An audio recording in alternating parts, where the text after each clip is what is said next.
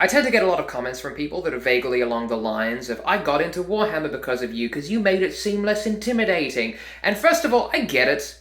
I know that the Warhammer community has a kind of reputation on the internet.com, but it is important for me that you know that 90% of what you think about the Warhammer community disappears the second you go outside. I am not going to fault somebody for thinking that the Warhammer community is simply full of right-wing chuds who love war, love fascism, and create giant effigies of the Emperor of Mankind with Donald Trump's face. I'm not going to pretend like that doesn't exist. It does. But the second you leave your house, through that door specifically, and meet people who actually play Warhammer in the physical, tangible, IRL world, you'll find that they're chill as fuck. The people who go outside and play Warhammer don't spend their days calling everybody a tourist or complaining how things were better in the year 1983. The only things that people in the IRL space say about Warhammer are things like, cool paint job, wanna play a 2,000-point game, or wah,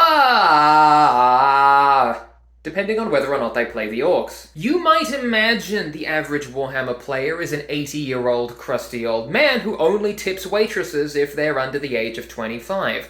But the last time I was at my physical game store, the people playing the games there were two people who clearly were in a loving, committed relationship to each other, and two transgender anarchists who looked like they would send a pipe bomb to a police station if you asked them to.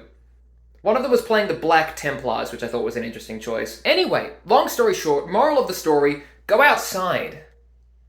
The internet isn't real. Gazgul.